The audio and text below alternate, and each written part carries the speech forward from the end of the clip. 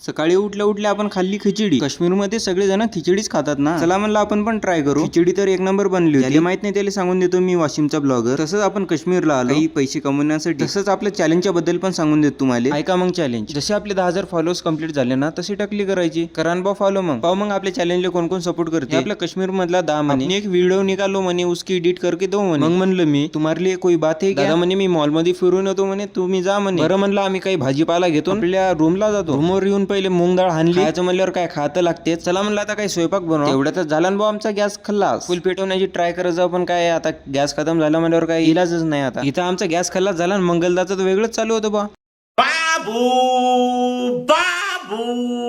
इथं झाली मजाकची गोष्ट. फटाफट जाऊन गॅस भरून आणला. बा पोळ्या बनवले. आज तर पोळ्या आपल्याच मागं होत्या, फटाफट बनवल्या. मग काहीच नाही. आपली आयडी खूप डाऊन चालू आहे. लाईक कमेंट शेअर करा, कारण की आपल्या आयडीला सपोर्ट भेटला पाहिजे. शेअर तर नक्कीच करा बा. चला भेटू मग अशाच एक नवीन ब्लॉग मध्ये.